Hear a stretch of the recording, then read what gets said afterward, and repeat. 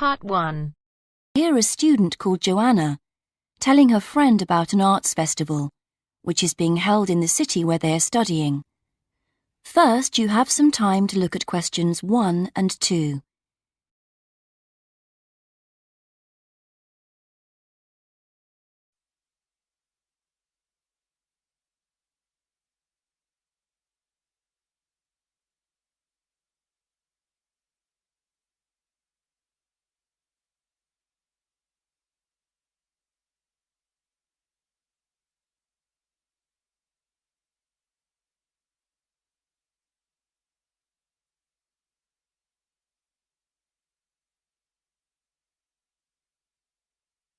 Now we shall begin.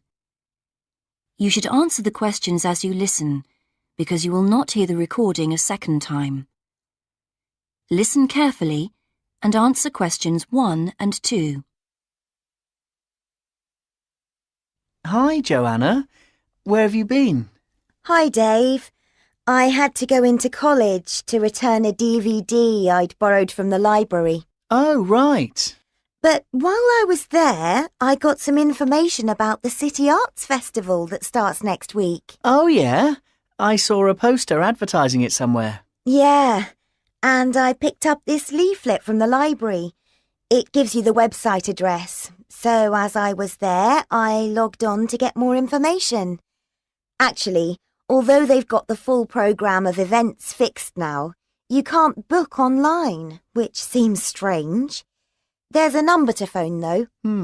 And are there student discounts? I guess so, but I didn't notice. Anyway, there are 3 things I'd like to see. An Italian film, a rock concert, and an art exhibition. Oh, The exhibition's free, and you don't need to book, so I'll definitely go to that. But I'm going to get tickets for the film in case they sell out. good idea. You can always buy concert tickets at the door because that's in a really big hall. Right. Before you listen to the rest of the conversation, you have some time to read questions 3 to 10.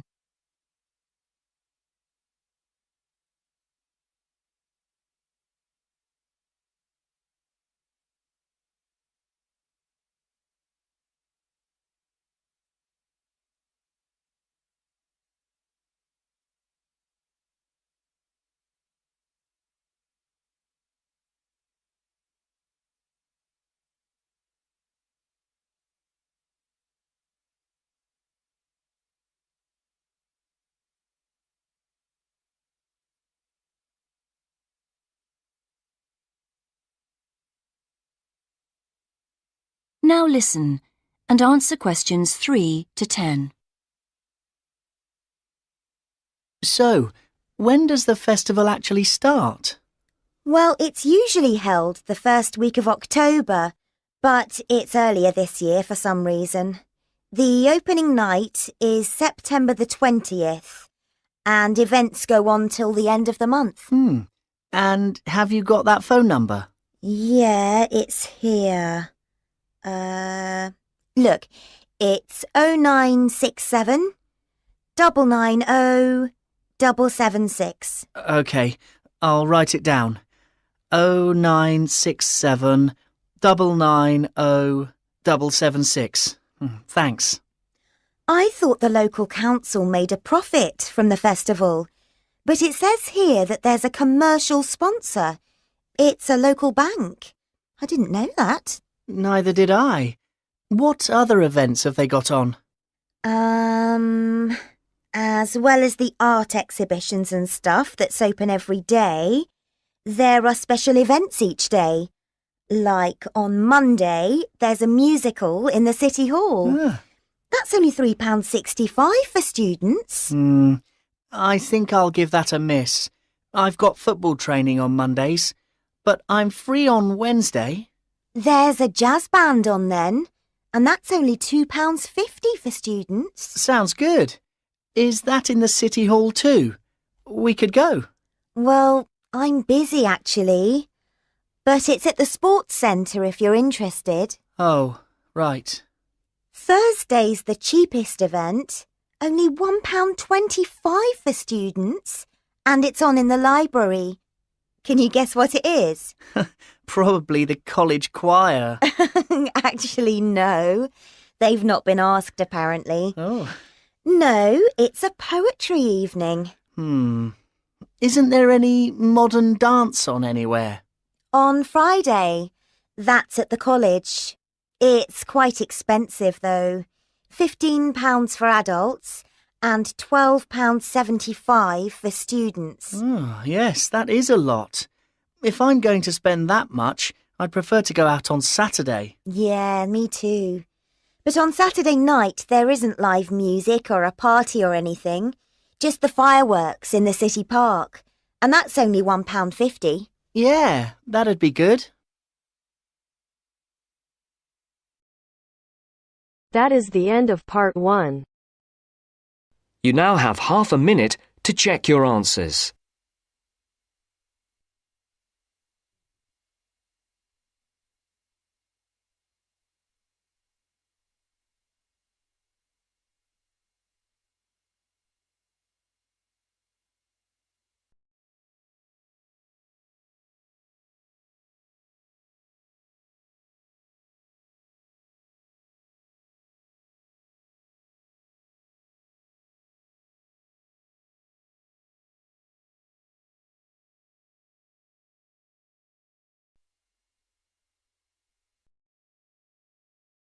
Now turns to part 2. Part 2. You will hear a talk by a tour guide. First, you will have some time to look at questions 11 to 17.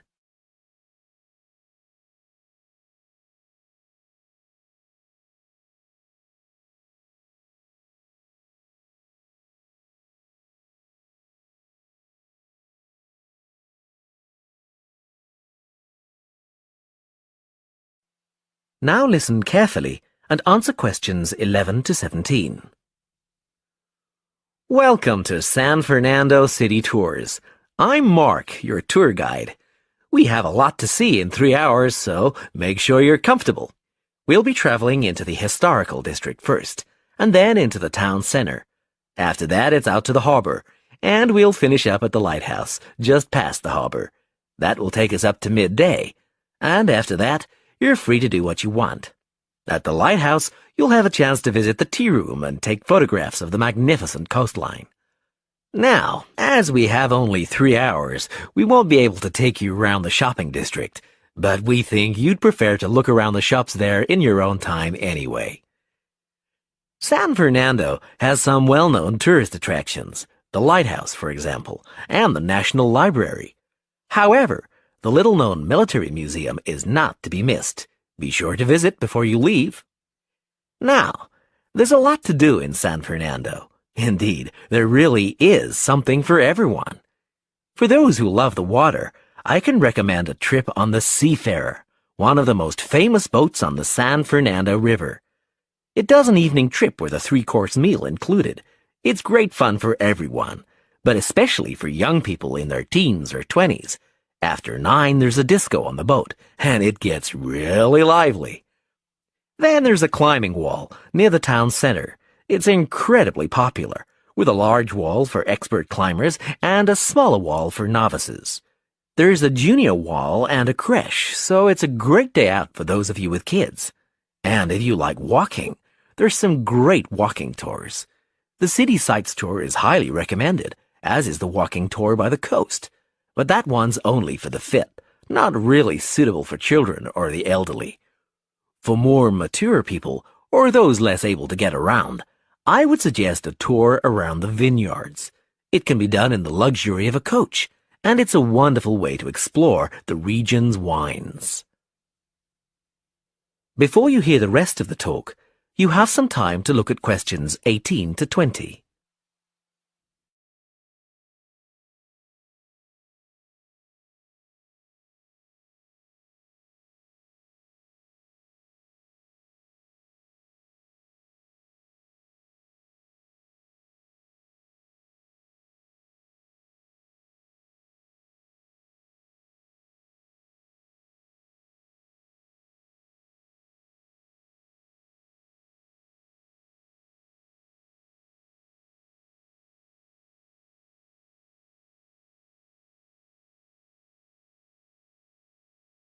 Now listen and answer questions 18 to 20. Naturally, there's a charge for all these attractions, but you can get 15% off if you have an Explorer pass. If you don't have a pass but would like one, the driver here has application forms. Just ask him for one and fill it out while on the tour. Then you hand it into the tour office. Normally, it costs $10, but this year it's just $7.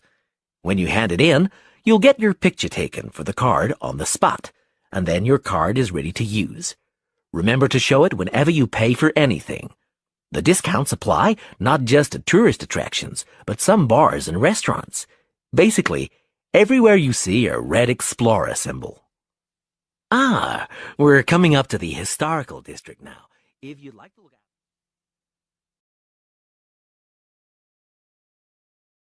That is the end of part 2. You now have half a minute to check your answers. You now have half a minute to check your answers.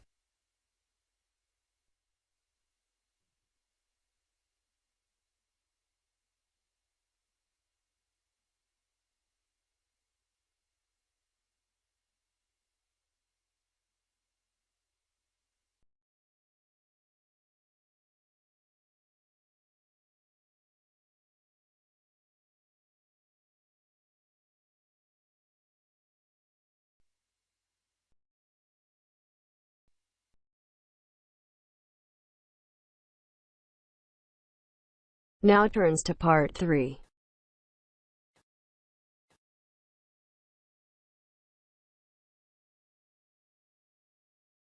You will hear two students called Jimmy and Kathy talking to their tutor about the current research paper. First, you have some time to look at questions 21 to 25.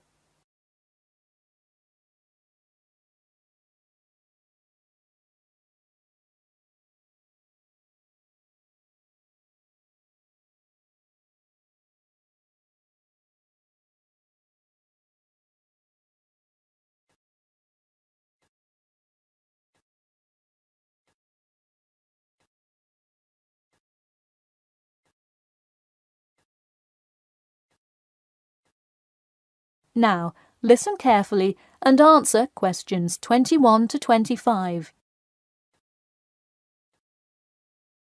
Before we start, Jimmy and Kathy, thanks for coming in today to talk about your current research paper. Well, I will also give you some suggestions for your future presentation later. That's great. Okay, I've read the introductory chapter, and so far I like where you're going with your research, you two. Thanks. What did you think of the procedure section? I haven't got there yet. I'll get to that and the results and discussion section in a bit. Oh, if you haven't read the rest, are you just saying you like the introduction? No, the layout is really well done. You have each section clearly marked and have the header and footer perfectly formatted. And your title page is right on the money. A lot of students have trouble with that one.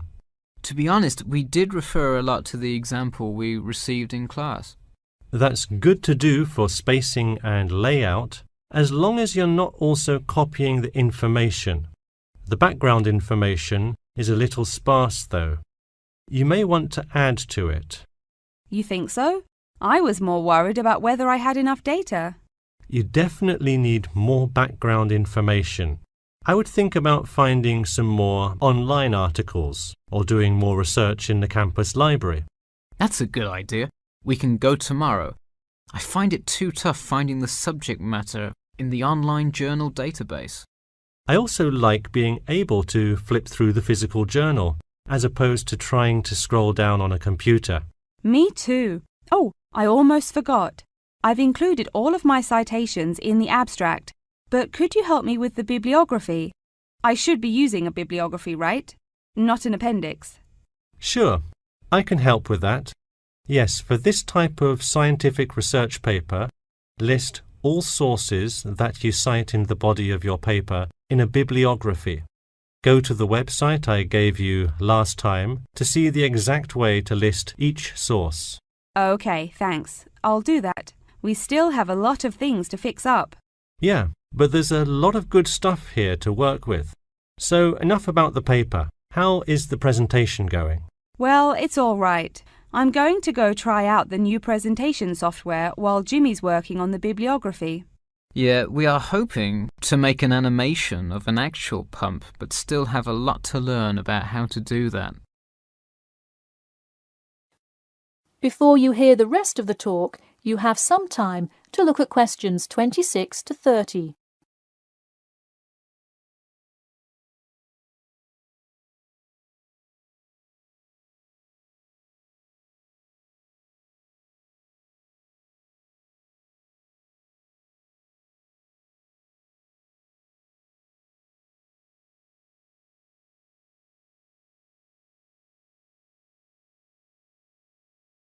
Now, listen carefully and answer questions 26 to 30. Who would have thought before we started this project that we would be able to recreate the motion of a pump? This stuff is just so interesting. So glad to hear it. Yeah, I am glad I took engineering this semester. I would definitely like to keep up with it. You know, there's an organisation called the Machine Engineer Society. You should look into joining it. You'd need to score well in your engineering class to qualify, but I think you can do it.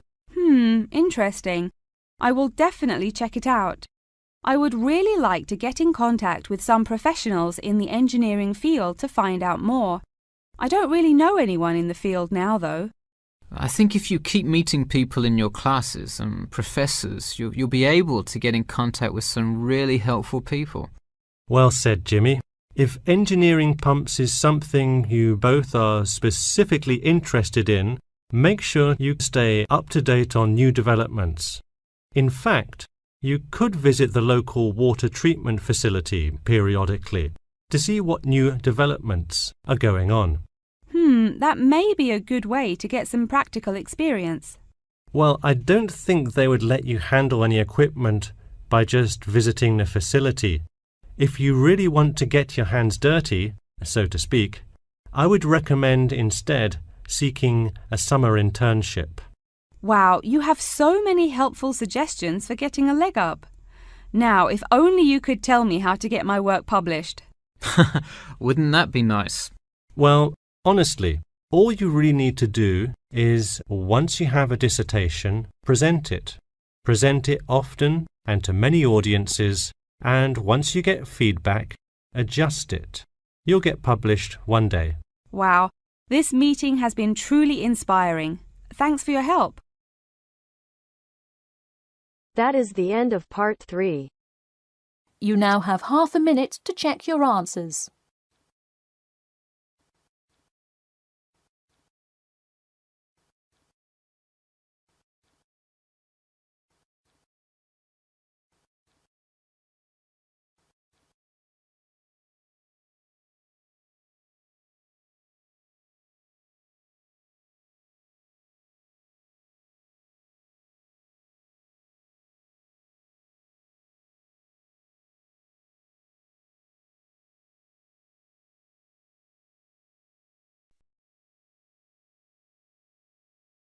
Now turns to part 4.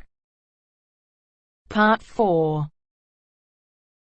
You will hear a media studies tutor giving a lecture about news sources. You now have 30 seconds to read questions 31 to 35.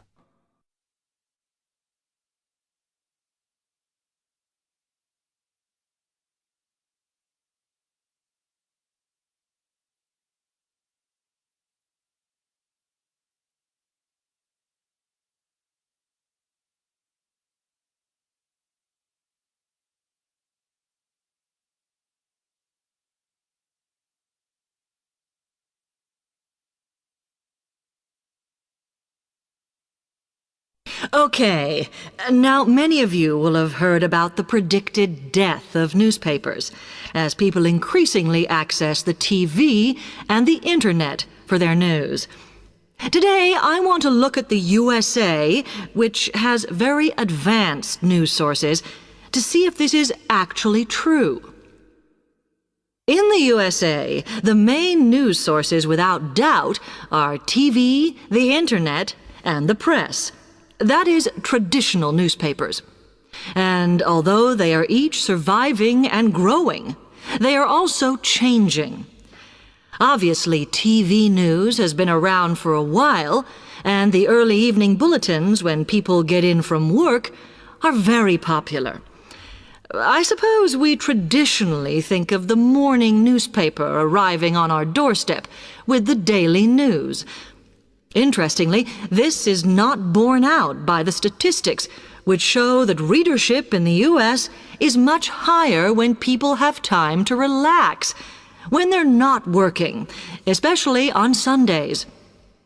The Internet is also a popular weekend activity, but shows no variation with weekday access. So people are using the different sources in different ways. Interestingly, local radio has been hit less by the grip of quite strong local newspapers than by the Internet, which is seen to offer a better regional service. But just because the Internet is seen as the new force in news media does not mean it is dominant. Television has, of course, been global for a while. But now technological changes, which have fueled the rise of online news, have also allowed newspapers to print and distribute editions across the world. In fact, Internet news, which is seen as the big competitor for traditional markets, does not offer that much variety. Often, the sources are the online versions of the newspapers, whereas television, in order to offer something different, has had to come up with a much more mixed bag of reporting, from hard news to light reports on celebrity events. Another issue is reliability. The Internet is virtually unregulated, so anything can be reported there, whether true or not. Journalists on newspapers have fought a long, hard battle to fight intervention and to retain the freedom of the press. Television, however, is seen as critical to political power and has become subject to harsh controls about what it can or cannot say. You now have 30 seconds to read questions 36 to 40.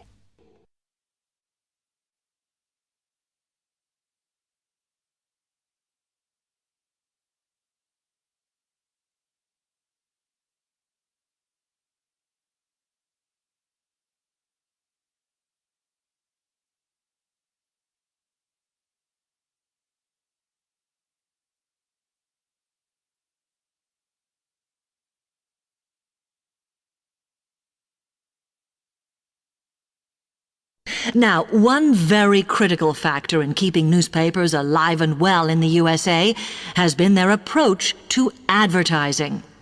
Obviously, newspapers are heavily dependent on advertising revenue, and they have become more and more imaginative in what they offer, in order to make sure that advertisers use them and not other news sources.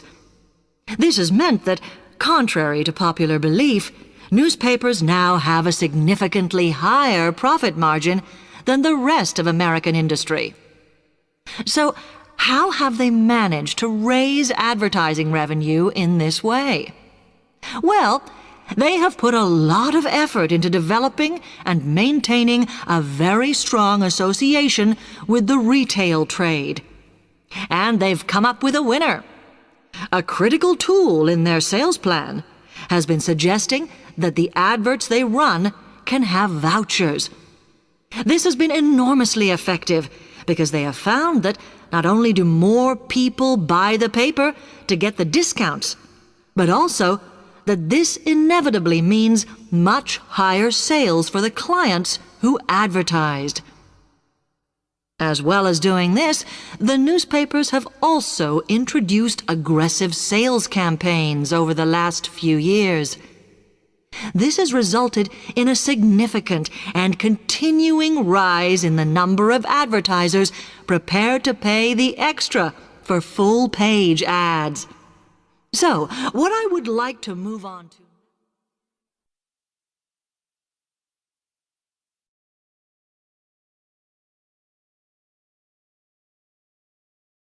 That is the end of part 4. You now have half a minute to check your answers.